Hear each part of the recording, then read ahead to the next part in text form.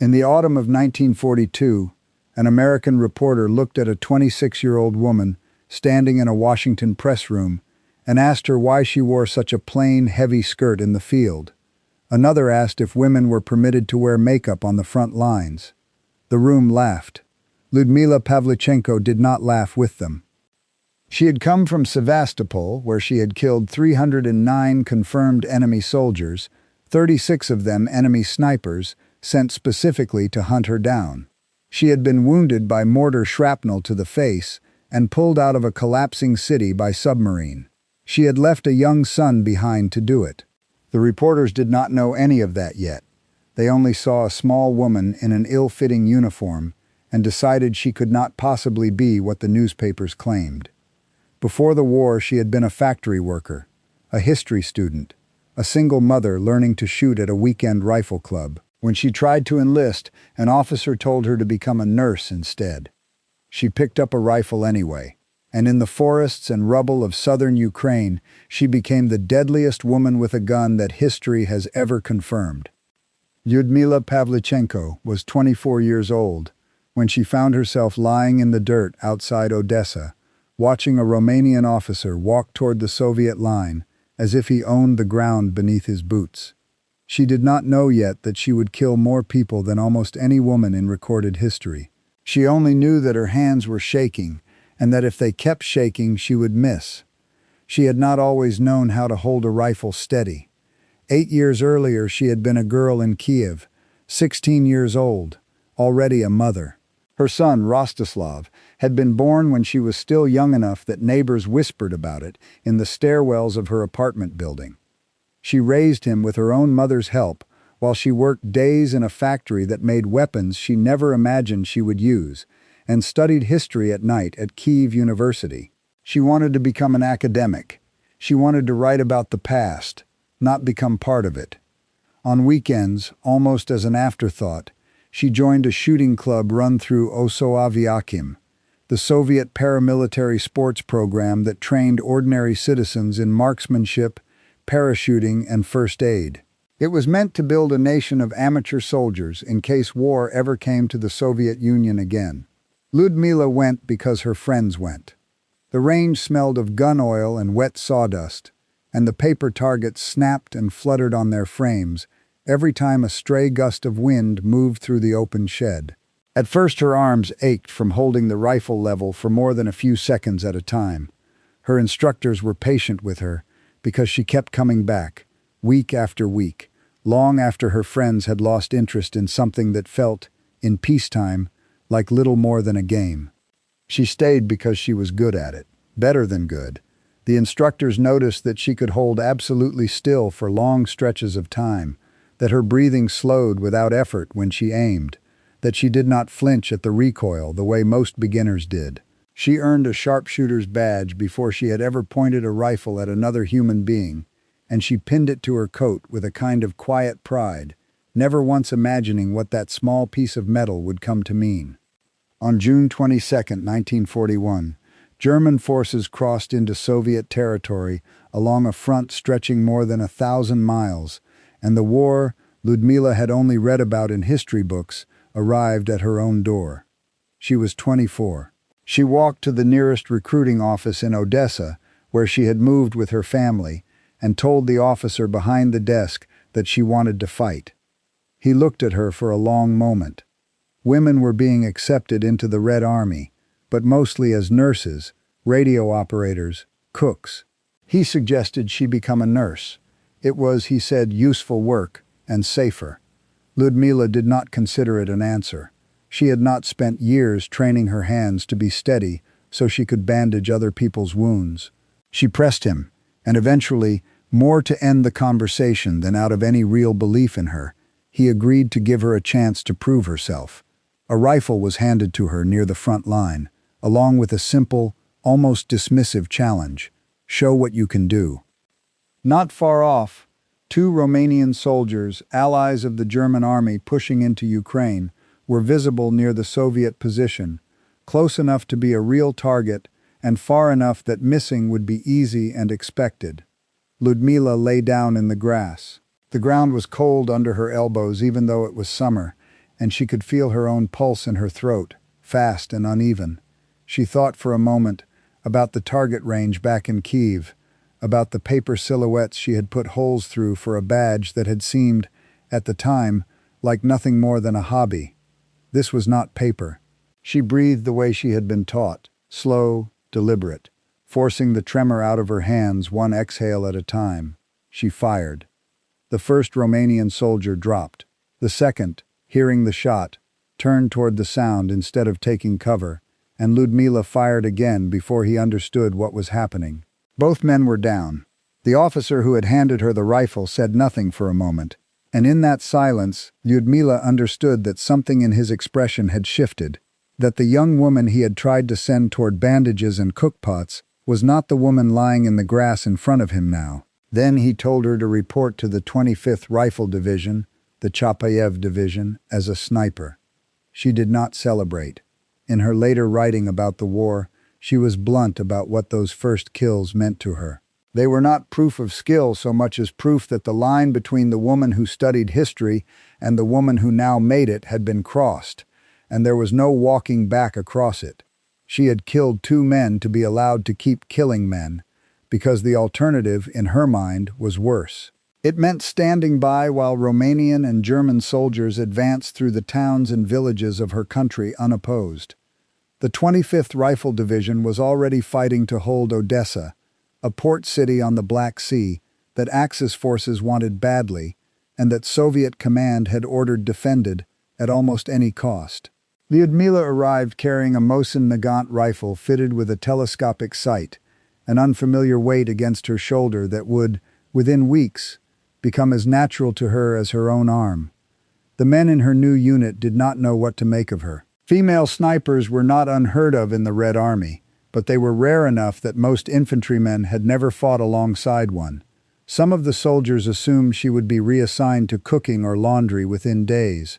Others assumed, more cruelly, that she had used her looks to avoid harder duty. She said little in response to any of it. She had learned patience long before the war, waiting for a factory machine to finish its cycle, waiting for a child to fall asleep, waiting for a target to hold still. She applied the same patience to the men around her. Let them talk, let them watch. It did not take long for the talking to stop. Odessa, in the late summer of 1941, was a city under siege from 3 directions, its defenders outnumbered, and its supply lines thin. Romanian and German artillery fell on the outskirts day and night, a low, constant thunder that never fully stopped even in the hours when no shells were falling nearby. Dust from collapsed walls hung in the air long after each barrage ended. Food grew scarce, and Lyudmila learned to sleep in short, broken stretches, waking at every change in the rhythm of the shelling. The ground beyond the Soviet trenches was open steppe country in places, offering little natural cover, which made the discipline she had built on the shooting range even more valuable. She learned to read the terrain the way a hunter reads a forest, though she had never hunted before the war. She learned which folds in the earth would hide a prone body, which times of day put the sun at her back instead of in her eyes, how long a man could remain motionless before his own body betrayed him with a tremor or a cramp. She fired on soldiers moving supplies. She fired on officers directing artillery. She fired on men who thought themselves safe simply because they were far from the front line, not understanding yet that distance meant nothing to a trained sniper with a clear line of sight.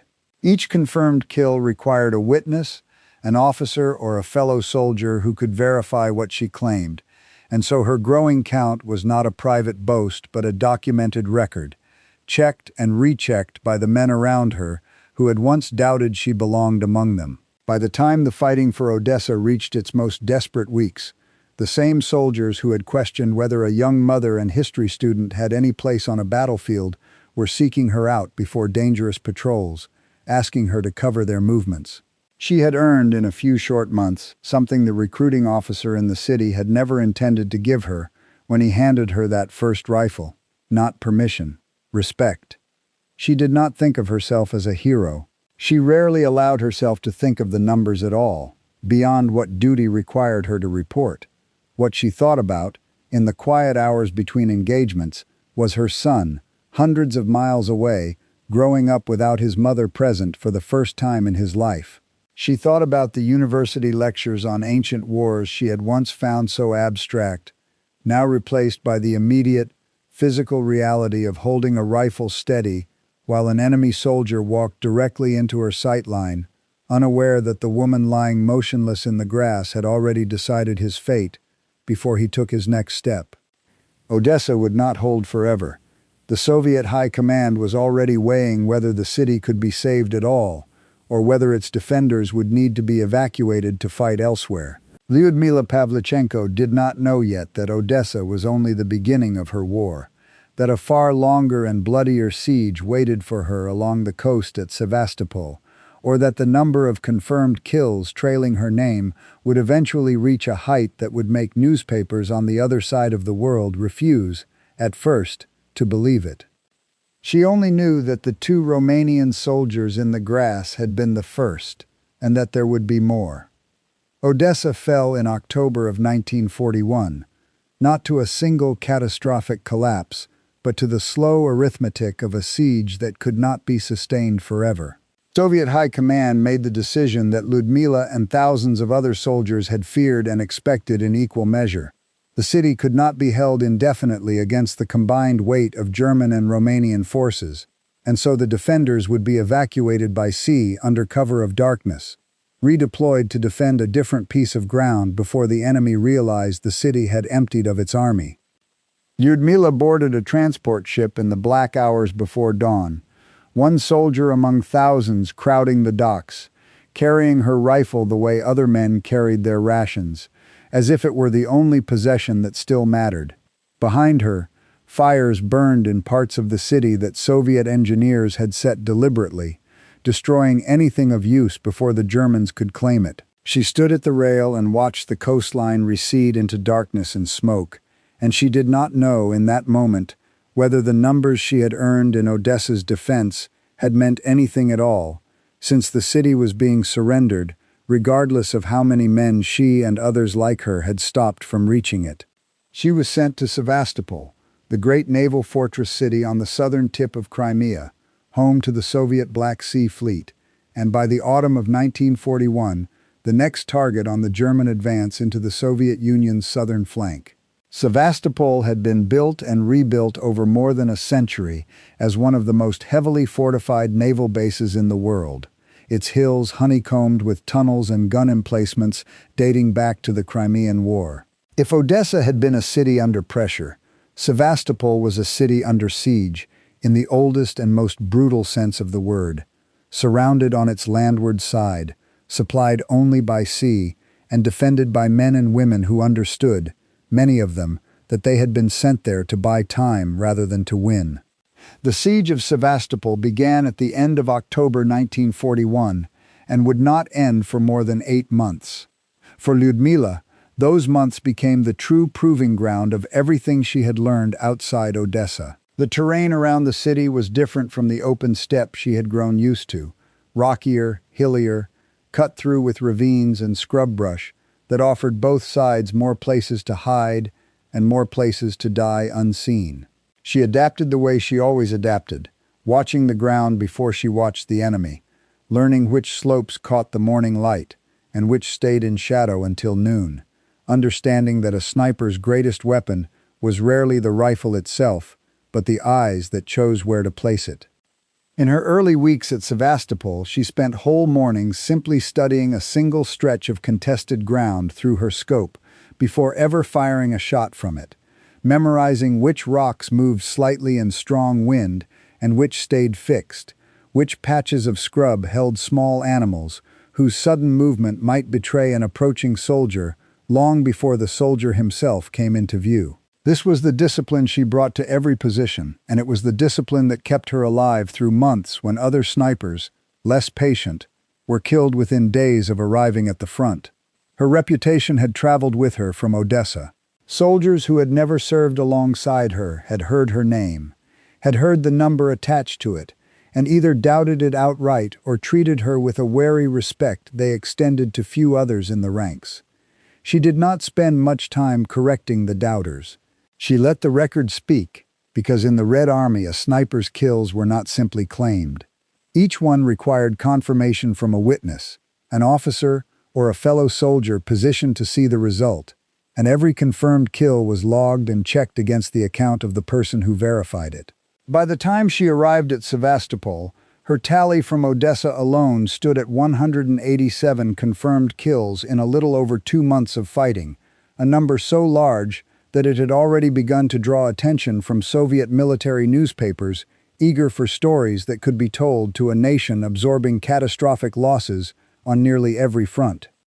At Sevastopol, she was assigned not only to hold a position and fire on advancing infantry, but increasingly to hunt a specific kind of target. German command, aware that Soviet snipers were inflicting disproportionate casualties along static front lines, began deploying their own trained marksmen to counter them. Soldiers whose sole purpose was to locate and kill enemy snipers before those snipers could do further damage. Lyudmila became one of the Red Army's answers to that threat. Sniper against sniper was a different kind of warfare than firing on infantry moving in the open. It was slower, quieter, and far more dangerous, because a man skilled enough to be sent hunting snipers was, by definition, skilled enough to see the smallest error in concealment and exploit it in a fraction of a second. On days when she suspected an enemy counter-sniper had been sent for her specifically, she would spend hours doing nothing at all, simply watching, refusing to fire even when a lesser target presented itself, because a single shot from the wrong position could reveal her to a man patient enough to have waited even longer than she had. She learned to change position after every confirmed shot, sometimes crawling for an hour through mud and shattered rock to reach a new vantage point, rather than risk a return shot from an enemy who had marked her muzzle flash. She learned to read the silence after a shot, as carefully as she read the ground before it, because silence could mean a target was dead, or it could mean a target was waiting, patient as she was, for her to reveal herself by moving too soon. Over the course of the siege, she was credited with killing 36 enemy snipers, specifically men sent to end her career, and, in each case, failing. The other soldiers around her began to understand that the woman who had been dismissed as unsuited for combat only months earlier was, in fact, one of the most valuable assets in the entire defense of Sevastopol. She was asked to teach what she knew, and she agreed, training newer snipers in the patience and discipline that had taken her years to build, almost by accident, back when it had seemed like nothing more than a weekend hobby in a shooting shed outside Kyiv. She showed them how to read wind by watching grass instead of guessing, how to control breathing so the crosshairs stopped moving with the pulse in their own chest, how to choose a position with 2 ways out before ever choosing it as a place to fire from. She told the younger soldiers, more than once, that the rifle was the least important part of the work. The important part was the waiting, the refusal to move before it was time, the willingness to lie still in cold mud for hours on the chance that a single clean shot might come and might matter. Several of the men she trained went on to have long careers as snipers themselves, though few of them would ever approach the number she had already reached. Life inside the siege lines was reduced, by the winter of 1941 into 1942, to a grinding routine of hunger, cold, and constant danger that never fully receded even in the quietest hours. Food rations shrank as the German blockade tightened around the city's supply lines from the sea, and soldiers grew used to the particular ache of hunger that did not go away no matter how still they lay or how little they moved to conserve it. Soldiers slept in dugouts carved into hillsides, wrapped in whatever clothing they could find, waking to the sound of artillery that had become so constant it was almost possible, after enough months, to sleep through the smaller barrages and wake only for the ones close enough to shake dirt loose from the walls. Lyudmila spent long stretches of those months lying motionless in forward positions, sometimes for most of a day, watching a stretch of contested ground for the single moment when a target would appear and hold still long enough for a clean shot. Her joints ached from the cold ground.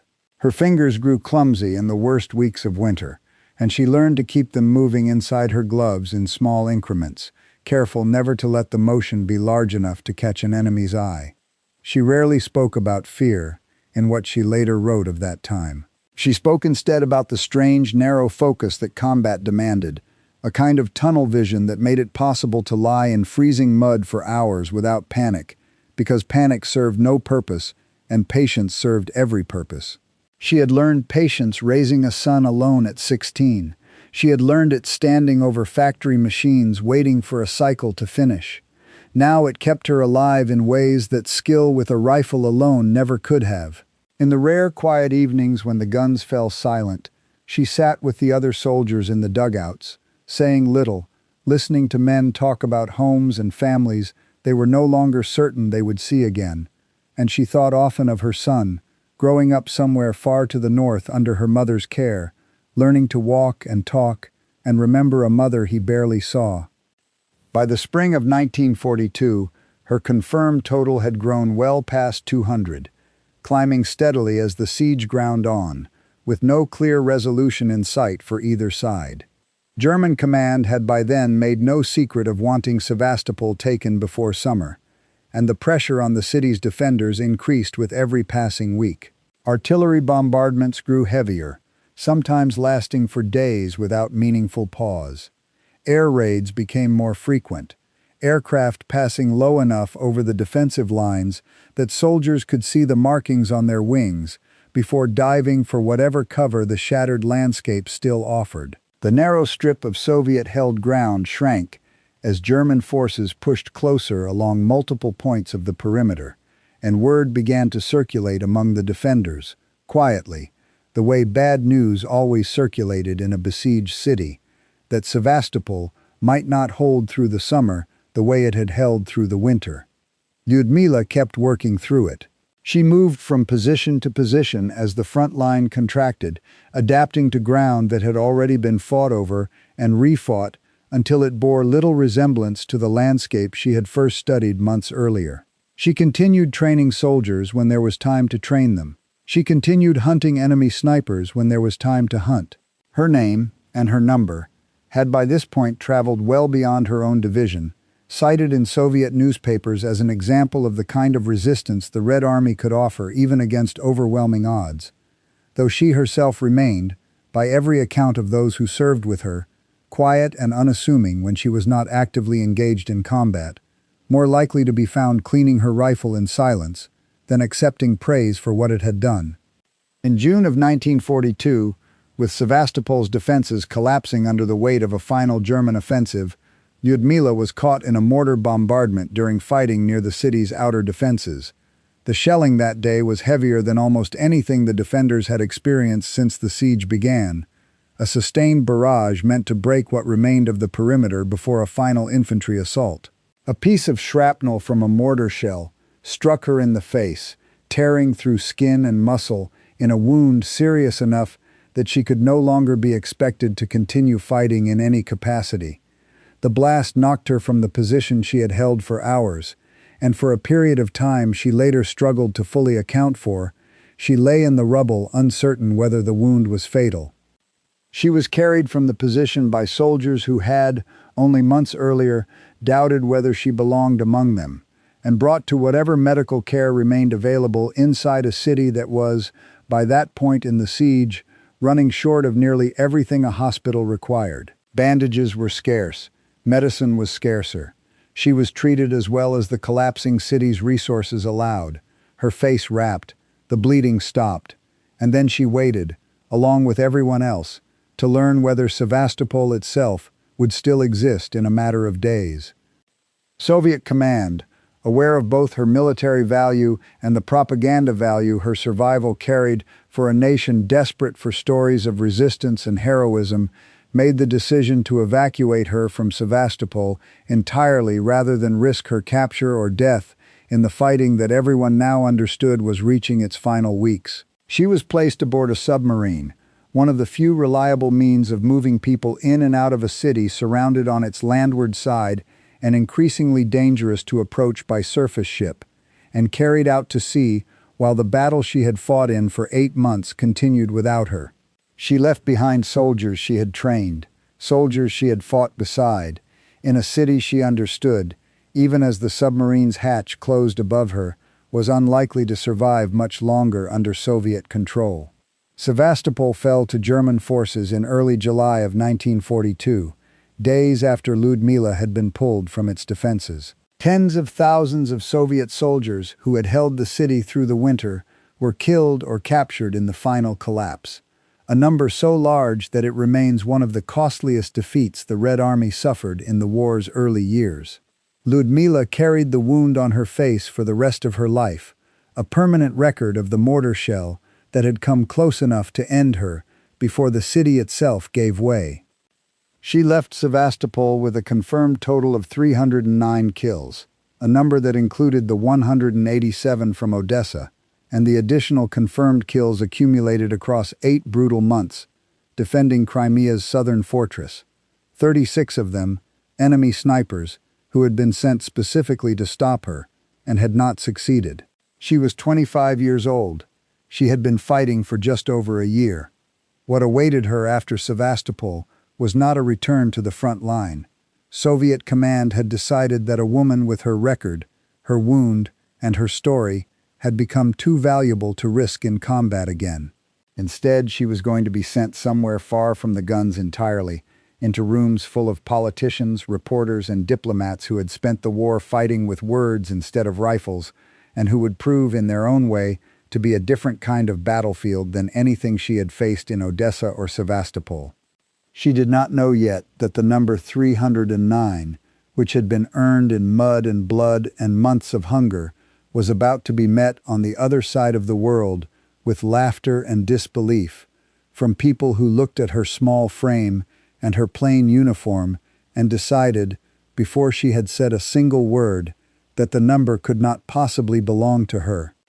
Lyudmila Pavlichenko's wound kept her out of combat for the rest of the war, but it did not keep her out of the fight entirely. By the autumn of 1942, Soviet authorities had decided that her story and her scar made her one of the most valuable people in the entire Red Army, not for what she could still do with a rifle, but for what she represented to a world that had not yet fully grasped what the Soviet Union was enduring on the Eastern Front. She was selected to join a small delegation of Soviet students and soldiers sent abroad to the United States, Canada, and Britain, tasked with a mission far removed from anything she had trained for. She was there to convince the American public and its government that the Soviet Union deserved more support, and specifically to press for the opening of a second front in Europe that might relieve some of the pressure on Soviet forces still fighting for their survival. The journey itself was long, a passage across an ocean still patrolled by enemy submarines, followed by a reception in a country that had not yet buried its own dead in numbers anything close to what the Eastern Front had already produced. She arrived in Washington in the fall of 1942 as one of the first Soviet soldiers and the first Soviet woman that many Americans had ever seen in person. She was 26 years old, still healing from the wound she carried across her face, dressed in the same plain uniform she had worn through the mud of Sevastopol, standing in front of a room of reporters who had no real frame of reference for what she had survived. At a press conference intended to introduce her to the American public, the questions that came were not about Odessa or Sevastopol, not about the 309 confirmed kills or the 36 enemy snipers she had defeated in duels. Most of the reporters in the room could not have survived for an hour. Instead, several reporters focused on her uniform, plain and heavy and entirely unlike anything expected of a young woman in the American press of that era, and on whether Soviet women were permitted to wear makeup while serving at the front. Some asked whether the skirt she wore made her look too heavy for the cameras. Others seemed more interested in her age and her marital status than in the war she had just returned from. Lyudmila found the questions almost impossible to take seriously. She had spent 8 months lying in frozen mud outside Sevastopol, had been carried out of a collapsing city with a mortar wound across her face, and had returned home to be asked, by well-dressed strangers in a warm room, whether her skirt made her look too heavy. She made clear in her responses that she considered her uniform something to be proud of, rather than ashamed of, and that whatever the reporters thought of her appearance mattered a great deal less to her than the number of dead comrades she had left behind in Crimea. She did not smile for the cameras the way she was expected to. She answered plainly, without performance, and let the mismatch between the questions and her actual record speak for itself. It was not defiance exactly, more a kind of exhaustion with a country that had not yet been forced to reckon with what war actually cost. The skepticism did not last. Word of her record spread beyond that first press conference, printed and reprinted as American newspapers began digging into the details of what she had actually done in Ukraine and Crimea, and Americans who had dismissed her at first glance began to reckon with what a 26-year-old woman with a scarred face had actually survived. Eleanor Roosevelt, the First Lady, took a personal interest in her, inviting Lyudmila to stay at the White House and later traveling with her across parts of the United States as she spoke to audiences about the war on the Eastern Front. The two women, born worlds apart, one raised in Ukrainian factory towns and lecture halls, the other in the drawing rooms of American political life, developed a genuine friendship during the tour, one that continued in correspondence long after Lyudmila returned home. Crowds that had come expecting a curiosity left, by most accounts, having listened to a soldier describe a war most of them had only read about in headlines. Her visit left a mark on American popular culture that outlasted the tour itself. The folk singer Woody Guthrie, moved by her story, wrote a song about her that year, giving her the kind of tribute usually reserved for figures far removed from the mud and cold of the Eastern Front. For a brief season, the young sniper from Kyiv was known across the United States, not as a curiosity to be mocked for her uniform, but as a symbol of the sacrifice being made by an ally most Americans knew only through newspaper headlines. When the tour ended, Lyudmila returned to the Soviet Union, where she would not return to combat again.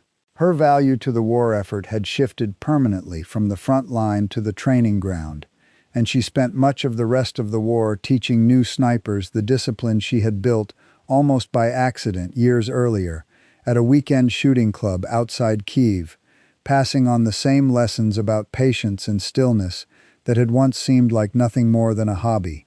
In 1943, she was awarded the title of Hero of the Soviet Union, the nation's highest honor, formal recognition for a record that no amount of skepticism, in Washington or anywhere else, could diminish.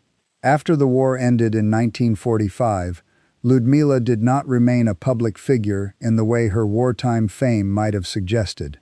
She returned to the academic path she had set out on before the German invasion interrupted it, eventually working as a historian and researcher for the Soviet Navy, a quieter life than the one that had made her briefly famous on 2 continents. She rarely sought attention for what she had done during the war, and much of the American public who had once debated her uniform in newspaper columns lost track of her entirely once the war ended and other stories took its place.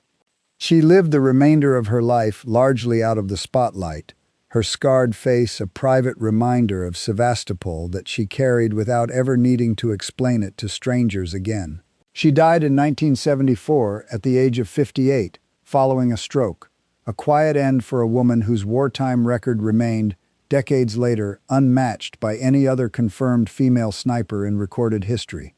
Her story did not stay buried.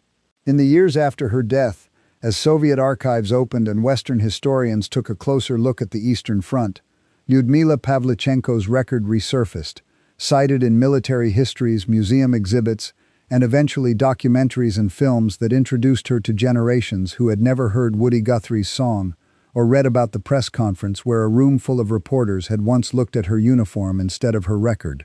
The 309 confirmed kills remained exactly what they had always been, verified, documented, and unchanged by whatever the reporters in Washington had assumed the day they met her. She had never asked to be believed.